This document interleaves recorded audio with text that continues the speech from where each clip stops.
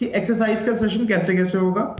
जैसे कि क्या है दोस्तों, हम लोग एक किसी चैप्टर को कर रहे होंगे, तो किसी एक चैप्टर को किया हमने बिल्कुल एकदम बेसिक से, तो बेसिक की कुछ चीजें पढ़ी होंगी हमने, उसके क्वेश्चंस कर लिए, उसके क्वेश्चंस हो गए, फिर उसके बाद एक आएगा एक्सरसाइज 1। तो एक्सरसाइज 1 में इतना जो पढ़कर आप कर सकते हो, एक्सरसाइज में सिर्फ एक पर्टिकुलर किसी उसी चैप्टर की एक्सरसाइज नहीं होती, exercise can be of anything. Exercise किसी भी तरीके की हो सकती है। जैसे कि अभी हम लोग शुरुआत कर सकते हैं फिल इन द ब्लैंक्स, जिससे आपकी वोकैब इंप्रूव होगी, क्योंकि डे 1 से हम लोगों ने बोला है कि वोकैब को आप पढ़ रहे हो कि नहीं पढ़ रहे हो, तो उसको हम रेगुलरली बेसिस पे करते जाएंगे, तो जो नई वोकैब होंगी वो रिवाइज होंगी, और जो आप पढ़ रहे हो तो आपको ये पता चल जाएगा ठीक है वो हमारे काम की आ रही है कि नहीं आ रही, तो दूसरी वो चीज बहुत बढ़िया हो जाएगी। तो ऐसे करके आज एक्सरसाइज 1 है, तो आज हम कुछ क्वेश्चंस लेंगे, और वो क्वेश्चंस आज हमारे फिल इन द ब्लैंक्स के क्वेश्चंस होंगे, और फिल इन द ब्लैंक्स की क्वेश्चंस बेसिक वाले होंगे, है ना। और उन बेसिक वाले क्वेश्चन से आप ये देख पाओ कि आपने अपनी वोकैब के लेवल को कितना इंप्रूव किया है। वही स्टेप बाय स्टेप हम कुछ करेंगे, कुछ क्वेश्चन आप करेंगे, कुछ मैं आपको होमवर्क में दे दूंगा, तो अपना ये बढ़िया हो जाएगा। ठीक है, तो मैं स्लाइड लगाता हूं दोस्तों, मजा आ जाएगा। नोट्स बनाते जाओ दोस्तों, नोट्स बहुत जरूरी है, वेरी वेरी इंपॉर्टेंट। नोट्स के बिना तो कुछ नहीं होगा, है ना, तो वो बिल्कुल जरूरी है।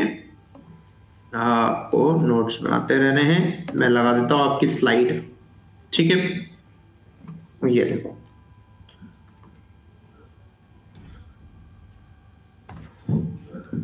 है ना।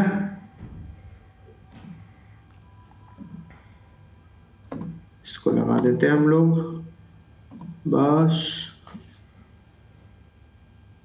इससे आगे।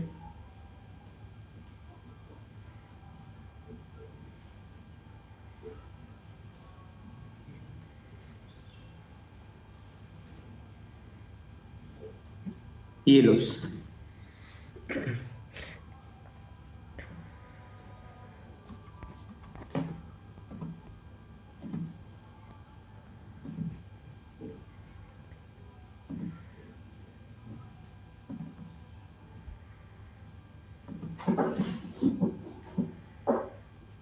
देखो दोस्तों, आज आप में से कई सारे लोग ऐसे हो सकते हैं जो कि डे 1 है, जिनका जो मतलब पहले दिन आए हैं। तो आप सभी लोग जो भी यहाँ पर डे 1 आए हैं, पहले दिन आए, आप लोग इसकी पुरानी वीडियो जरूर देखना। 3 क्लासेस आपकी जो है स्टडी वाली हो रखी है। उसके बाद, उससे पहले मैंने ये भी बताया हुआ है कि न्यूज़पेपर को कैसे पढ़ेंगे, तो एक एक करके उन सबको जरूर कर लेना, वो आपके लिए बहुत हेल्पफुल रहेगी, ठीक है ना। ठीक है, चलो एक ही करके दोस्तों स्टार्ट करते हैं। यहां पर एसबीआई पीओ के लिए इसी को टारगेट करो, इसी बैच को टारगेट करो, एसबीआई इसी बैच में पढ़ो, और कहीं आपको नहीं जाना, बिल्कुल न्यू हो, सब इसी बैच में। दोस्तों सबसे पहले यहां से स्टार्ट करते हैं, और हमारे ये क्वेश्चंस हैं जो कि हम 0 लेवल से स्टार्ट करेंगे, एक एक करके हम लेवल को बढ़ाएंगे, ठीक है। तो पहले मैं आपको देता हूं क्वेश्चन, उसके बाद फिर आप पढ़ो, ठीक है।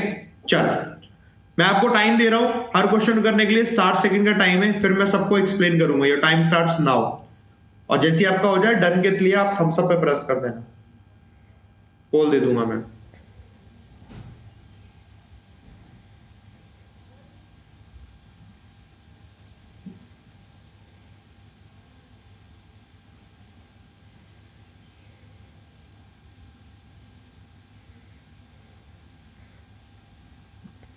ओके, पोल पोल में आंसर करें दोस्तों।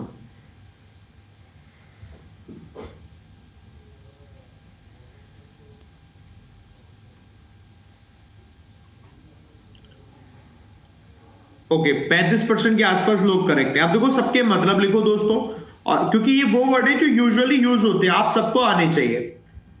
Older people who are unfamiliar with computer technology, older people मतलब वो लोग, है ना, जो कि बूढ़े लोग हैं, बड़े उम्र के लोग हैं, वो सब लोग जो कि कंप्यूटर टेक्नोलॉजी से बिल्कुल भी फैमिलियर नहीं है, अनफैमिलियर है, ऑफन हैव अ या फिर एन डैश टू इट, उनको अक्सर इसको लेकर डैश होता है। अक्सर इसको लेकर क्या होता है, डैश होता है, मतलब वो नहीं चाहते होंगे यूज करना टेक्नोलॉजीज को, ऐसे ही करके यहां पर हो रखा है। दूसरा हम देखा, vegetarians have a strong dash to eating meat, जो वेजिटेरियन होते हैं वो मीट को खाने के लिए तो डेफिनेटली वो बिल्कुल नहीं चाहते होंगे उसे खाना। अब आपके सामने वर्ड है, जैसे कि एक एक करके वर्ड आपके सामने देखो कौन कौन से आ रखे, कि पहला आपके सामने दिया डिलाइट। डिलाइट का मतलब तो खुश होना होता है कि एकदम खुश, तो वो होता है डिलाइट, कोई लेना देना नहीं, वो खुश तो होंगे नहीं। अगला वर्ड दिया इलेशन। इलेशन वर्ड आपके लिए नया हो सकता है, इलेशन का मतलब भी, लेकिन बहुत ज्यादा खुशी को ही बोलते हैं हम इलेशन। जो डिलाइट है वही मतलब इलेशन है, बहुत ज्यादा खुशियों को बुलाता है इलेशन। अगला वर्ड है अवर्जन। अवर्जन का मतलब है किसी भी चीज को लेकर डिसलाइक बताना, ये दिखाना कि यार नहीं, यू डोंट लाइक समथिंग, ये हेट दिखाना, अवर्जन। अब ये आपका बन सकता है। फंक्शन का मतलब है किसी भी काम को करना, वो आपका फंक्शन कहलाता है। कॉग्निजेंस का मतलब हो जाता है किसी भी चीज को लेकर आपकी सजगता, है ना, आपकी अवेयरनेस, कितना आप जानकार हैं किसी चीज के, वो कॉग्निजेंस कहलाती है। सो ऑटोमेटिकली ये आपका आंसर हो गया। अभी जो 35% लोग करेक्ट थे, ये सारे के सारे 100% हो जाते अगर सबको इसका मतलब पता होता। These are the common vocabulary, और आज आपने पढ़ ली तो अब आपको मालूम पड़ जाएगा, ठीक है, अब सबको क्लियर है। यहां पर भी आ गया इस तरीके से, have an aversion to it, क्योंकि जो लोग ओल्डर लोग होते हैं वो टेक्नोलॉजी को यूज नहीं करते, इसलिए उनका स्ट्रॉन्ग अवर्जन रहता, मतलब they don't like it. Same as ये हो गया, जो वेजिटेरियन है, have a strong aversion to eating meat. Meat खाने वालों के लिए, उनको लिए एक अलग वो होता है कि अवर्जन होता है, दे डोंट लाइक। ऐसे करके हमने यहाँ पर कर लिया, समझ गए। बाकी सबके मतलब दोस्तों हमने यहाँ पर भी लिख दिए, सबको समझ में आ जाएगा। डिलाइट हो गया, इलेशन हो गया, कॉग्निजेंस हो गया, ठीक है, और एवर्जन हो गया। समझ गए दोस्तों, है ना, डन ना, यस, ओके। अगले क्वेश्चन की तरफ आते हैं दोस्तों। सबके मतलब अलग स्लाइड में भी, दूसरी स्लाइड में भी लिख दिया ताकि आपको कोई दिक्कत ही ना हो, थोड़ा हम समझेंगे, थोड़ा फिर रिवाइज करने के लिए आपकी हेल्प होगी। चलो इसे बताओ, सिर्फ डन बोलना, पोल पे आंसर करेंगे, इसमें नहीं, सिर्फ डन बोलेंगे, ठीक है।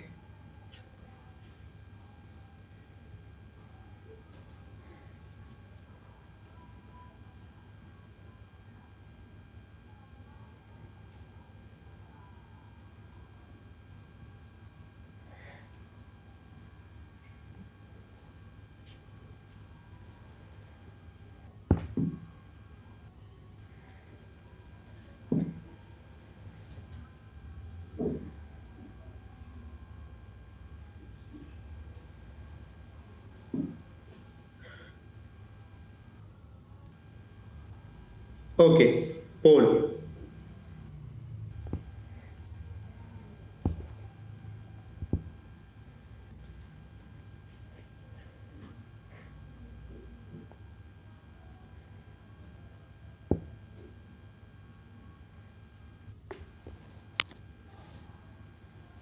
तो इसमें हमारे 26% लोग करेक्ट हैं, लेकिन सभी लोगों को लिखना है एक एक करके, तो आपके सबके मतलब से भी समझ में आएगा, तो आपको बढ़िया समझ में आ जाएगा। देखो अभी समझते हैं क्या लिखा है।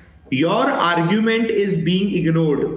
आपके आर्ग्यूमेंट को इग्नोर किया जा रहा है, because it is basically nothing but dash, क्योंकि ये आप कुछ और नहीं बल्कि डैश है।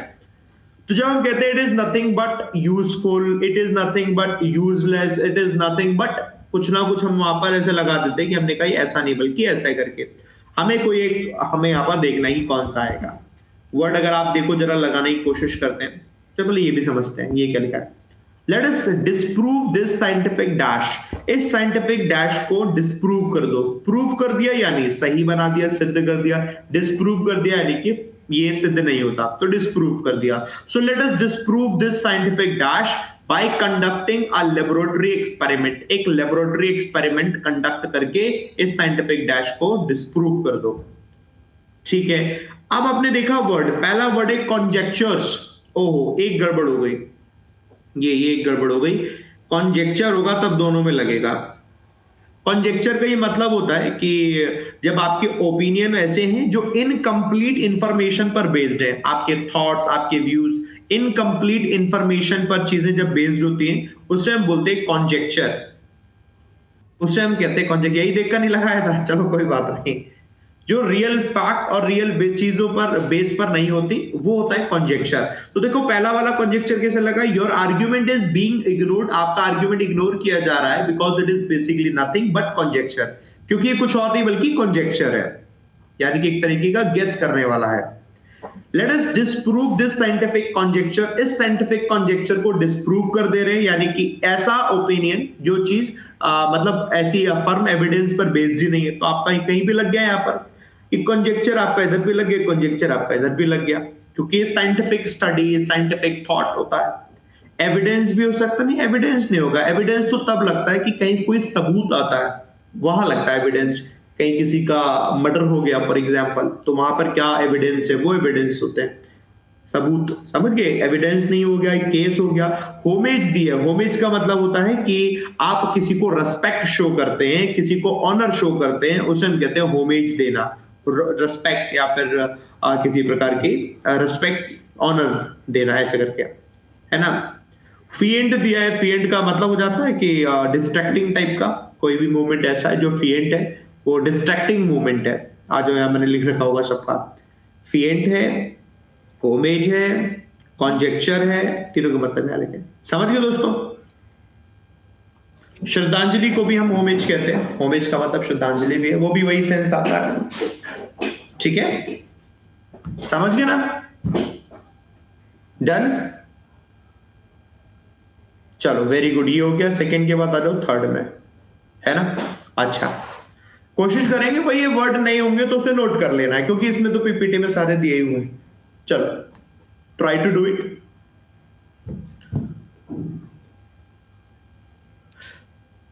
केस क्यों नहीं होगा, केस कैसे हो जाएगा, केस का लॉजिक नहीं है ना। क्या यहाँ केस आ पाएगा, बताओ। Your argument is being ignored, क्यों? Because it is basically nothing but case. कोई लॉजिक बनेगा, बताओ फिरदौस। कोई लॉजिक नहीं। पीडीएफ इसकी मिल जाती है, सेशन खत्म हो जाएगा, मैं अपडेट में डाल दूंगा। लॉजिक इधर गलत हो गया ना। अब साइंटिफिक केस यहां सोच सकते हो, इधर तो नहीं बनेगा, दोनों में आना चाहिए ना। डर ना, एक बार लिख दो ये सर। ओके ठीक है ना। चलो थर्ड में आ जाओ। पीडीएफ मिल जाएगी, दोबारा चेक कर लेना, डोंट वरी, अभी दोबारा फिर चेक कर लेना, मैं करवा दूंगा चेक।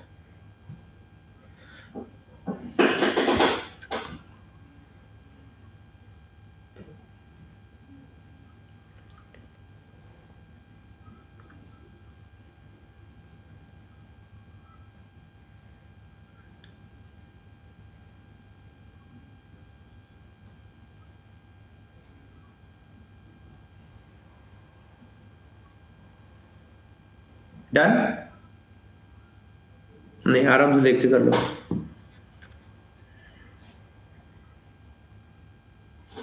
हाँ ठीक है, वेरी गुड मानवेंद्र, आप सही कर रहे हैं।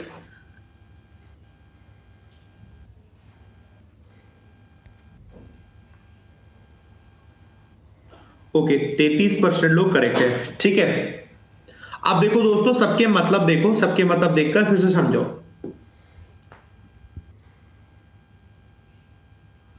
चलो 32-33% लोग करेक्ट है। Because he was not ready to be tied down, क्योंकि वो रेडी नहीं है। किस चीज के लिए रेडी नहीं है? To be tied down, tie down होने के लिए रेडी नहीं है। अब टाई डाउन का मतलब होता है बंध जाने। आप असल में किसी को आप रस्सी से नहीं बांध रहे हो, बट आपके पास कुछ समस्या, प्रॉब्लम, सिचुएशन ऐसी जिसकी वजह से आप कोई एक काम नहीं कर पा रहे हो, किसी चीज में फंस गए हो, वो आपका मजबूरियां कहलाती है टाई डाउन, ठीक है। Because he was not ready to be tied down, वो ऐसी टाई डाउन होने के लिए बिल्कुल रेडी नहीं था।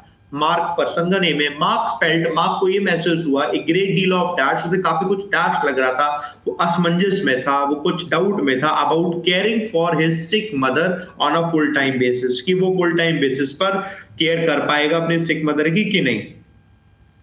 सेकेंड में पढ़ो, even though I am a great swimmer, भले ही मैं ग्रेट स्विमर हूं, I have a great deal of dash, फिर भी मुझे बहुत डैश होता है about swimming, because my uncle drone, क्योंकि मेरे अंकल डूब गए थे।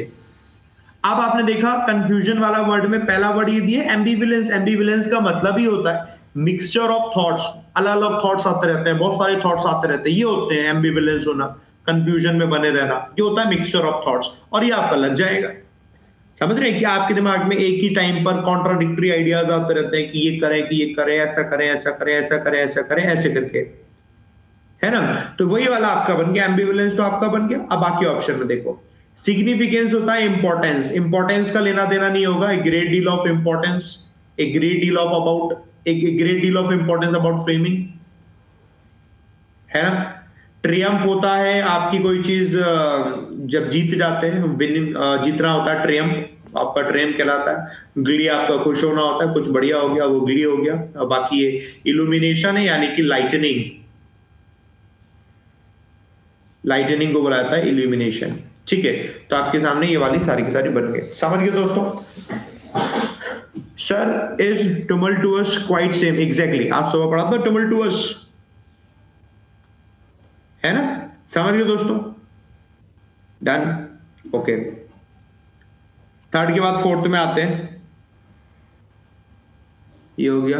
ग्ली मतलब खुश होना, डिलाइट, खुश हो जाना। चलो फोर्थ में आ जाए। इसमें देखो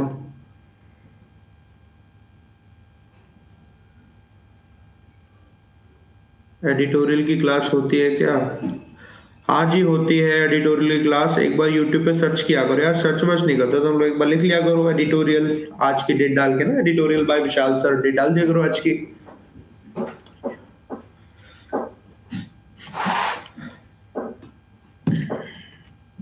बताओ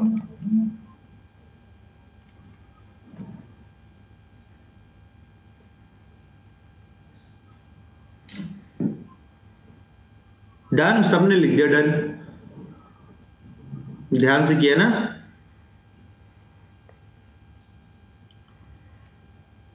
ये लो बोल।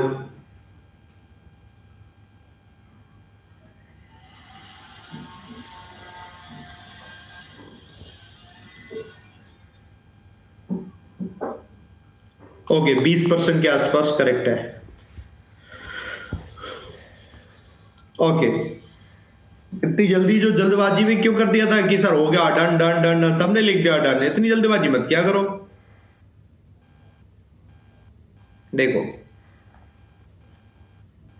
Before I make an offer on the diamond, कि डायमंड को लेकर क्या ऑफर मैं रखूं, कितने रुपए का डायमंड वो खरीदूंगा मैं, ऐसे कहने का मतलब है before I make an offer on the diamond I need to know its dash worth aside from the band which contains it. जिस बैंड में ये है डायमंड, इसकी बिना बैंड के क्या एक्चुअल कीमत होगी। तो वर्थ एक्चुअल कीमत की बात करें, एक्चुअल के लिए आपके सामने वर्ड एक इनहेरेंट ही है, जिसका मतलब है निहित इसकी कीमत क्या है, एक्चुअल इसकी कीमत क्या है, रियल वैल्यू क्या है, दैट इज इनहेरेंट। तो इनहेरेंट वर्थ हो जाएगी। अब वही आगे बढ़ते हैं। Although going on a cruise, कि आप क्रूज पे जा रहे हैं, क्रूज होता है ना बड़ा वाला जहाज, क्रूज पे जाना sounds like a great vacation plan. ये तो ऐसा है जैसे कि बड़ी वेकेशन प्लान पे आप जा रहे हैं। The option does have the inherent drawback, फिर भी उसमें कुछ ड्रॉबैक्स निहित होते हैं, of being quite costly for a family of 8, क्योंकि ये थोड़ा कॉस्टली होता है, तकरीबन 8 लोगों की फैमिली के लिए थोड़ा कॉस्टली हो जाएगा। तो ये आपने कहा इनहेरेंट यहाँ पे लग गया, है ना? तो अब आपके कौन कौन से वर्ड हैं जो कि आपके यहाँ दिया है? पहला वर्ड दिया आपके सामने इल्यूजरी, कोई भी चीज जो रियल नहीं होती वो आपकी इल्यूजरी हो जाती है। इल्यूजन से ही बना है इल्यूजरी भी, है ना? इल्यूजन से बना है इल्यूजरी भी। तो आपने देखा पहला वर्ड इल्यूजरी ये हो गया, ठीक है। अगला वर्ड दिया इमिनेंट। इमिनेंट का मतलब हो जाता है कोई चीज जो होने को है ना, अबाउट टू हैपन, कुछ होने को है उसे बोलते हैं इमिनेंट। इम्पैसिव, इम्पैसिव का मतलब है कि आप अपनी बात को मतलब इमोशन को, बात को बता नहीं पाना, मतलब नॉट फीलिंग और नॉट शोइंग इमोशन, वो आपका इम्पैसिव होना, पैसिव नहीं हो पा रहे आप, ऐसे करके। इंजीनियस दिया हुआ है, इंजीनियस का मतलब होता है बहुत ज्यादा इन्वेंटिव होना, जीनियस टाइप का होना, ऐसे करके, तो वो आपका इंजीनियस कहलाता है। ये करके दोस्तों करके याद रखना आप सभी को, है ना? याद रहेगा दोस्तों, है ना?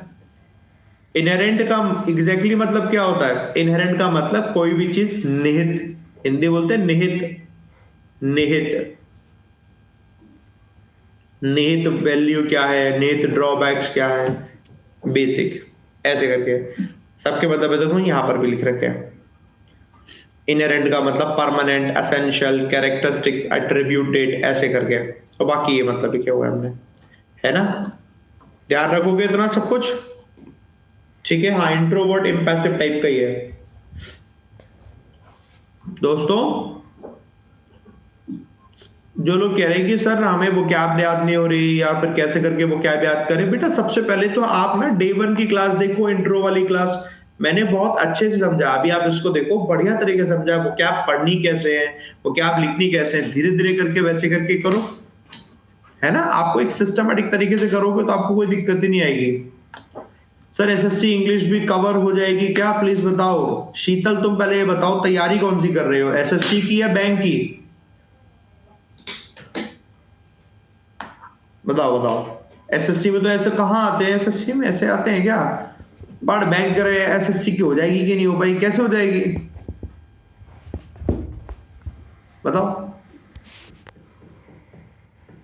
नहीं होगी ना, चलो ठीक है आओ। वो तो जाएगी, अब एग्जाम थोड़ी निकलेगा वहां से, उसके लिए एसएससी वाला ही पढ़ो पूरा। सिर्फ वो कैप से कुछ नहीं होता। वोकैबुलरी याद रखो हिंदी में, मतलब उसका बाद उसको अप्लाई करो सेंटेंस में एंड डेली लाइफ में, देन आपस में फ्रेंड्स के साथ करो, it will help. Very good, सबके तरीके अपने अपने, ऐसे करके याद करो। रेगुलरली जो मैं रीडिंग करने के लिए बोलता हूं, तो जितनी रीडिंग कर लोगे उतना अच्छा रहेगा। रीडिंग नहीं होगी तो फिर वो बेकार हो जाता है। ठीक है, चलो आगे बढ़ चलते हैं हम लोग। नहीं व्हाट्सएप ग्रुप तो नहीं है कोई आपका, इसी में रहो। चलो ऐसे बताओ।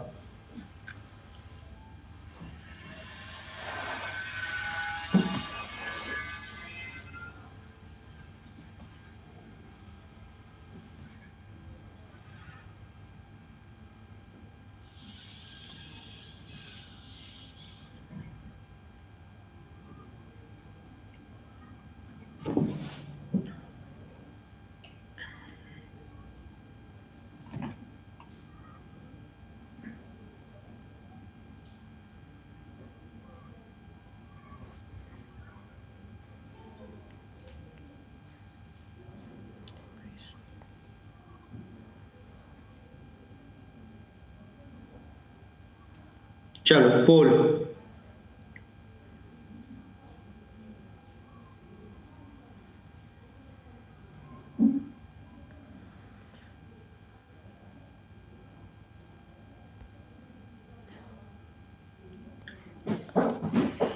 चलो 39-40% के आसपास करेक्ट है। हाँ गुड।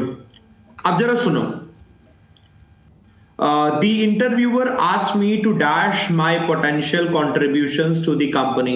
इंटरव्यूअर ने मुझसे कहा कुछ डैश करने के लिए कि मेरा जो पोटेंशियल कॉन्ट्रीब्यूशन है कंपनी के लिए वो क्या हो सकता है, ऐसा कुछ उन्होंने डैश में किया है ना। When I get nervous, जब मैं नर्वस होता हूं, it is very hard for me to dash my thoughts, तो बहुत मुश्किल होता है मेरे लिए थॉट्स को डैश कर पाना। तो बेसिकली दोनों सेंटेंस को देखकर ये समझ में आ रहा है कि थॉट्स को समझा पाना, थॉट्स को बता पाना, ये थोड़ा मुश्किल होता होगा। ऐसा करके तो बात आ रखी है यहाँ पर, है ना, है ना। ठीक है, अब वही आप देखो वर्ड देखो, पहला वर्ड है आर्टिकुलेट। आर्टिकुलेट का मतलब यही होता है किसी बात को आप एक्यूरेट तरीके से फ्लुएंटली बता पाए, शो कर पाए, अपनी बात को कह पाए, तो वो आपका होता है आर्टिकुलेट करना। ये तो पूरे तौर तरीके से आ गया, है ना। The interviewer asked me to articulate my potential contributions to the company. When I get nervous, it is very hard for me to articulate my thoughts, कि अपने thoughts को articulate करना। ये जो भी वर्ड नए हैं इनको सबको नोट करते जाना दोस्तों, है ना। और ये मान के चलना आज जो भी वर्ड आप लिख रहे हो ये आपके आज ही आपको याद हो जाए, इसके लिए मतलब दोबारा ऐसी मेहनत नहीं करनी पड़े, क्योंकि हम लेवल 0 से स्टार्ट कर रहे हैं कि करके फिर लेवल बढ़ाते जाएंगे। अगला वर्ड है लैंग्वेज, है ना। लैंग्वेज का मतलब क्या होता है कि कोई व्यक्ति है तो उसे उसे अनप्लीजेंट सिचुएशन में बनाए रखना फोर्सफुली, वो आपका होता है लैंग्वेज। फोर्सफुली अनप्लीजेंट सिचुएशन में बनाए रखना लैंग्वेज होता है। अगला है लिंग्विस्टिक। लिंग्विस्टिक एक्चुअली लैंग्वेज को लेकर होता है। Anything which is related to a language वो लिंग्विस्टिक है। तो लैंग्वेज और लिंग्विस्टिक अलग अलग है। परसीव का मतलब किसी चीज को भापना समझना, परसीव हो गया। परफोरेट है, परफोरेट का मतलब क्या होता है, एक्चुअली तो वैसे स्प्रेड करने का सेंस आता है, स्प्रेड होना, तितर बितर हो जाना, तो आपका परफोरेट हो जाता है ना। और इसके एक्चुअली कई सारे मतलब होते हैं, परफोरेट के और भी मतलब होते हैं, जैसे कि फॉर एग्जांपल आपने क्या बोला, किसी पानी वानी का जैसे होल वोल कर दिया कहीं पर, तो वो भी आपका परफोरेट कहलाता है। बिग होल बना देना कहीं, वो आपका परफोरेट हो जाएगा, है ना। तो जिसका हालांकि यहाँ कोई लेना देना नहीं, कोई भी किसी भी तरीके का नहीं, किसी के थ्रू पास होना, वो आपका वो परफोरेट, वो भी आपका कहला देता है। तो ऐसा करके सेंस में यूज होता है, बट यहाँ पर कोई लेना देना नहीं हो। तो आर्टिकुलेट का यूज समझ में आ गया दोस्तों, कैसे करके हमने यूज किया। परसीव का मतलब किसी चीज को भापना समझना, अंडरस्टैंड, ठीक है। हाँ, क्वेश्चन पूछो, क्या क्वेश्चन था? लिंग्विस्टिक का मतलब, एक बार फिर से, लिंग्विस्टिक का मतलब anything which is related to a language, किसी भाषा से रिलेटेड है वो लिंग्विस्टिक है। यहां लिख दिया करो मैंने, linguistic means relating to language, language से रिलेटेड। और लैंग्वेज का मतलब क्या होता है कि फोर्सफुली उसे एक अनप्लीजेंट सिचुएशन में या अनप्लीजेंट प्लेस पर बनाए रखना, वो आपका लैंग्वेज कहलाता है। सही है ना? ऐसे करके याद रहेगा। चलो गुड, चलो ठीक है।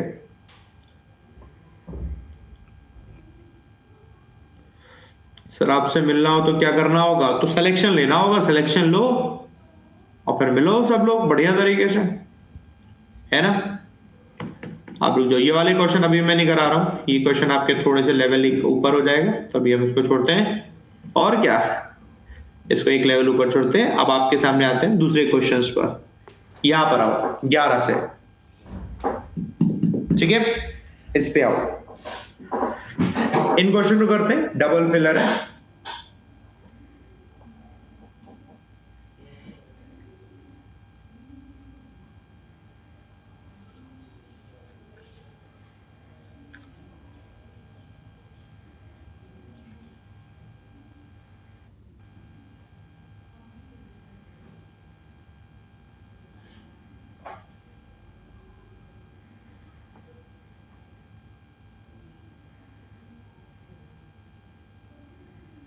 सबने कर लिया डन?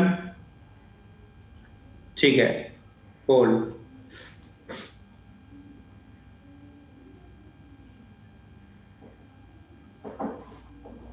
अब सबके सही हो गए? ये होते हैं लॉजिक्स। आपने देख लिया, आराम से सबका सही हो गया।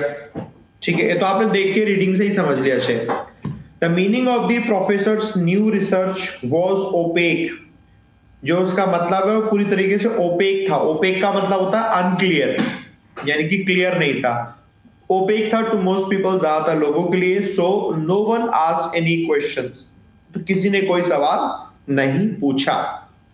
अब मैं आपको बता देता हूं एक चीज और, जैसे एनी लिखा हुआ है ना दोस्तों, एनी के बाद जो नाउन आता है दोनों आ जाते हैं, सिंगुलर भी आ जाता है, प्लूरल भी आ जाता है, क्योंकि आपके दिमाग में कंफ्यूजन आ सकता है। इससे क्वेश्चन तो नहीं होगा, ऐसा नहीं होगा। क्वेश्चंस प्लूरल भी हो सकता है, सिंगुलर भी हो सकता है। हार्मोनी का मतलब होता है सामंजस्य। लोगों, दो लोग, दो चीजें, उनके बीच में एक तरीके से ऑर्डर बना रहे, मैनेजमेंट सारी चीजें होती रहे, वो आपका होता है हार्मोनी होती रहे, हार्मोनी बने रहना। प्रेडिक्टेबिलिटी, किसी चीज के बारे में पहले बताने की एबिलिटी, कोई चीज कैसी हो सकती है कि नहीं, वो आपका प्रेडिक्टेबिलिटी है। पीस, शांति हो गया, है ना? कोमोशन दिया है, कोमोशन का मतलब होता है डिस्टरबेंस एक तरीके का ना, कहीं डिस्टरबेंस जो रखा है वो आपका कोमोशन हो जाता है, हंगामा। ठीक है, ओपेक हो गया अंडरमाइन, किसी चीज को कम आंकना, उसकी वैल्यू को कम आंकना, है ना?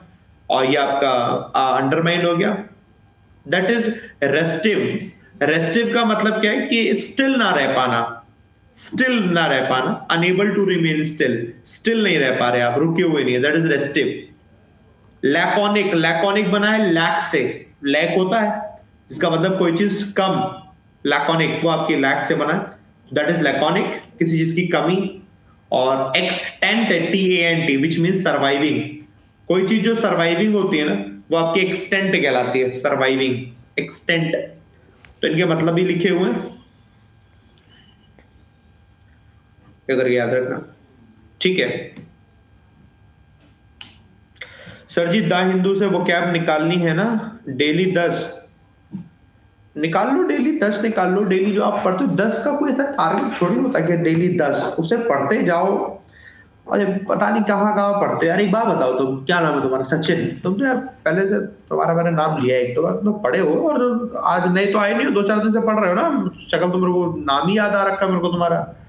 इतना बढ़िया तरीके से डे 1 बताया हुआ था मैंने, कैसे कैसे करके पढ़ना, वो पढ़ो अच्छे से। और क्या, 10 वो क्या आप निकाल रही है, कौन सा लॉजिक है? हैं, ऐसा मत करो, सब पढ़ो रेगुलर, जितना पढ़ सकते 10-20 का कोई मतलब नहीं है। एक्सटेंट का एक और मतलब होता नहीं, वो EXTENT होता है, EXTENT, जिसका मतलब है लिमिट, वो अलग है। ठीक है, जितनी ज्यादा वो क्या आप पढ़ सकते हो, जितना ज्यादा आप याद रख सकते हो, उतना याद कर रखना है। धीरे धीरे होंगे, मनु कुमारी धीरे धीरे होंगे। अरुण सर की क्लास कब से होगी? आज से ही शायद हो जाएगी, आज से या कल से हो जाएगी, कल से तो हो ही जाएगी, ठीक है, डोंट वरी। चलो आगे बढ़ेंगे, ठीक है। इसके बाद यह आता है to say that Gandhi's actions were laudable. ये कहना कि गांधी जी के ऑप्शन, आप खुद बताओगे आंसर।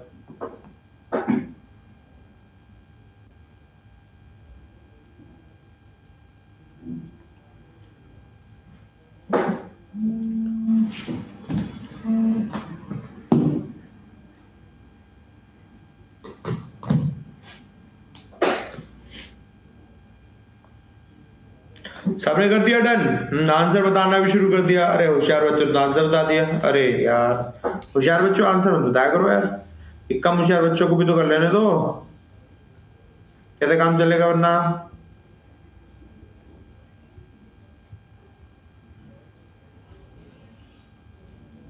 सबने बता दिया। To say that Gandhi's actions were laudable is the greatest understatement. He overthrew an empire without violence। आपको यहीं से मालूम पड़ गया, विदाउट वायलेंस ही, बिना वायलेंस के उन्होंने पूरे पूरे एम्पायर को उखाड़ फेंका, है ना, पूरे पूरे एम्पायर को उखाड़ फेंका। इसलिए उनके एक्शंस की तारीफ करना तो अंडरस्टेटमेंट होगा, मतलब आप उसे स्टेट नहीं कर सकते, किसी ऐसी बात कोई जो बहुत बड़ी बात है उसको आप सिर्फ कह ही नहीं सकते, शब्दों में नहीं बता सकते। बाकी देखो वर्ड आपके सामने मैंने थोड़े बड़े बड़े दे रखे ताकि आपको याद रहे, जैसे कि वर्ड है ऑब्लिविएट, जिसका मतलब हो जाता है भूल जाना। You can not obliviate something, that means भूलना, आप किसी चीज को भूल नहीं सकते। रोट है राइट, रोट है आपका, रोट का मतलब होता है चीजें जब सड़ने लगते हैं, डीके होना, दैट इज रोट, डीके होना दैट इज रोट, है ना, ऐसे करके। 2 के बाद 3 में देखो सबमिसिव दिया है। सबमिसिव का मतलब है कुछ प्रोड्यूस करना, कुछ देना। सबमिसिव का मतलब कुछ प्रोड्यूस करना। डिपोज है, कंसाइज शॉर्ट हो गया। ससिंक्ट दिया हुआ है, that can be new word. Succinct का वर्ड का, ससिंक्ट का मतलब पता है आप लोगों को, ससिंक्ट सुना जरूर होगा, बताओ। किसी चीज को ब्रीफ में, शॉर्ट में, हाँ ब्रीफ में, शॉर्ट में बताना, दैट इज ससिंक्ट। फिर से कमोशन आ गया है, कमोशन। अब देखो वर्ड आपके लिए थोड़ा सा रिपीट होने लग जाएगा ना कोई वर्ड, तो फिर आपके लिए बड़ा सही रहेगा कि यार ये वर्ड तो हमारे लिए रिपीट हो रहा है, हमें तो पता है ना। फिर से कमोशन आ गया। अगला दिया कॉल। कॉल का मतलब क्या होता है, दो चीजों को पेस्ट करना, दो चीजों को ऐड करना, जोड़ देना, वो आपका होता है कॉल्किंग, जिसका मतलब नहीं यहां पर, ठीक है, समझ गए।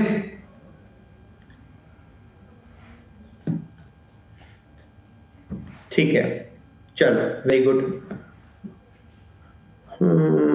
ये हो गया, 12 हो गया, 12 हो गया, 12 हो गया, 13 में आ जाओ।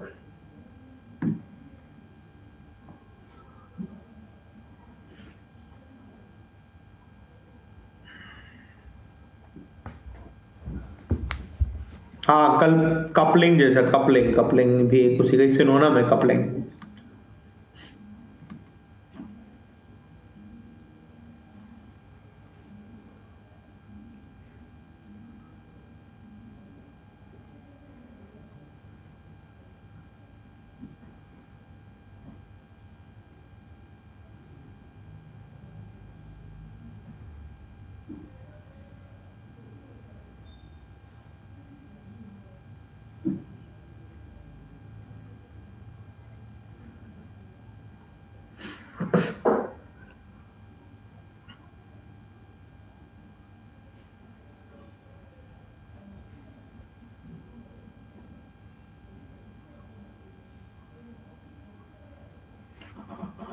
ओके, बोल लेते हैं, बताएं।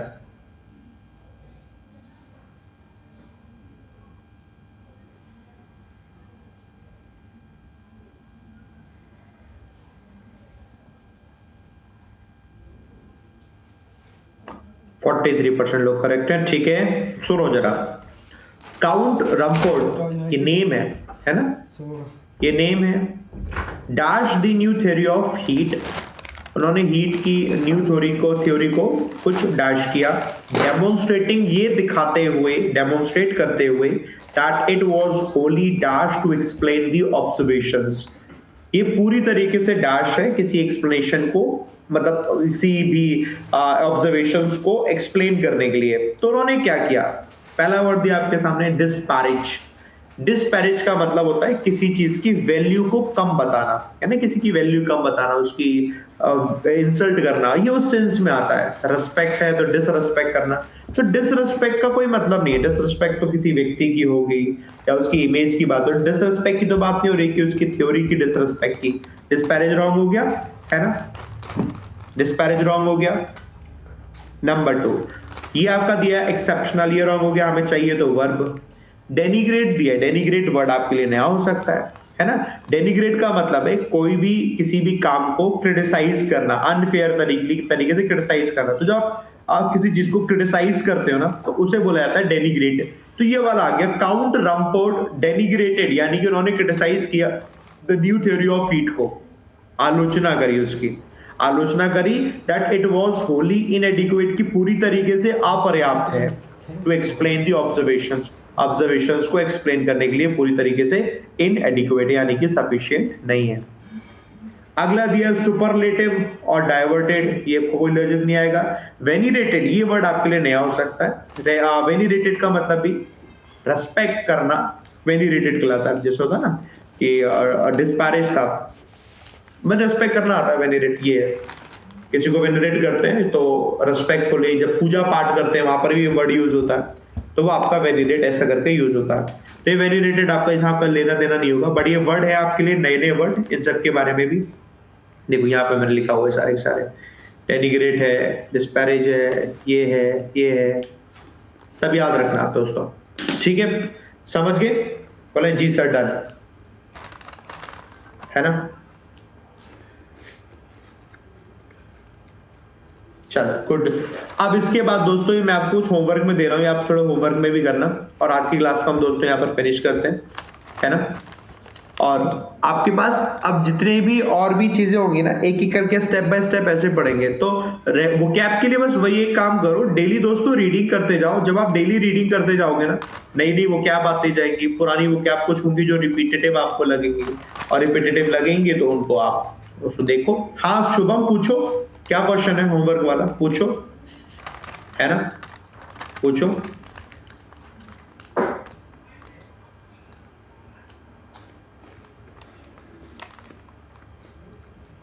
है ना, क्या आपके वाक्य करोगे आप होमवर्क में? कॉन्फ्लिक्ट्स आर इनएविटेबल, वो आर इनएविटेबल होगा, वो उसका आंसर गलत हो गया है, आर ही आएगा। आप क्वेश्चन पूछ रहे हो ना शुभम, उसमें आर ही आएगा, उसका आंसर में नो एरर लिखा हुआ ना, आर ही आएगा, डोंट वरी, उसका आंसर उसमें गलत लिखा हुआ है, ठीक है। और कुछ उसमें उसी में कंफ्यूजन हो गया था, ठीक है। चलो बाकी सबका ठीक हो गया, कोई दिक्कत नहीं, है ना। Sir handsome salary word correct होता है, बिल्कुल करेक्ट होता है। अच्छी सैलरी, अच्छी तनख्वाह को हम हैंडसम सैलरी कहते हैं, हैंडसम अमाउंट कहते हैं, है ना। धीरे धीरे अभिषेक वो भी हो जाएगा, आपको बढ़िया लगेगा, है ना। अरे समझ में आ जाएगा, टेंशन मत लो अभिषेक। अभिषेक होता क्या है कि देखो थोड़ा थोड़ा सा टाइम लगेगा, बट रेगुलरली करोगे तो आपको समझ में आ जाएगा। सर आप सेलेक्टिव लोगों को रेस्पॉन्स देते हैं, राधा बहुत ही गंदा और बहुत घटिया बात कही राधा आपने। मैं जब पढ़ा रहा हूँ तुमने तभी कुछ अपना कुछ कमेंट किया होगा ऐसे कुछ घटिया, आप किसका रेस्पॉन्स कर रहा हूं मैं? बदतमीजी सारी यही दिखानी, मत पढ़ा करो मेरी क्लास में से, भाग जाओ वहां पर, जिस टीचर को देखकर आपने सब्सक्रिप्शन लिया वही पढ़ा करो, हरकतें नहीं सुधारने वाले। फ्रेजल वर्ब वाले पीडीएफ सर कैसे डाउनलोड करेंगे? अपडेट सेक्शन में जाओ, अपडेट सेक्शन में जाओ, वहां पर आपको सारी की सारी पीडीएफ मिल जाएगी। फ्रेजल वर्ब की भी पीडीएफ वहीं पर है ना। सर 6 मंथ से स्टडी कर रहे हो, इंग्लिश में इंप्रूवमेंट नहीं हो रहा है। अब आप इसमें कॉन्टिन्यूसली पढ़िए, और एक काम करिए, आप सिर्फ और सिर्फ एक ही चीज करिए कि ज्यादा से ज्यादा मॉक पेपर को कोशिश करिए। 6 महीने से आप पढ़ो तो आपको काफी कुछ आ गया होगा, तो आप मॉक पेपर को थोड़ा थोड़ा करना शुरू कर दो, वो आपके लिए बेटर, आपको इंप्रूवमेंट देगा। और जो कॉन्सेप्ट थोड़ा रिवीजन करते रहो, मेन चीज पता है प्रैक्टिस है, धीरे धीरे करके प्रैक्टिस होती जाएगी तो बढ़िया रहेगा, है ना।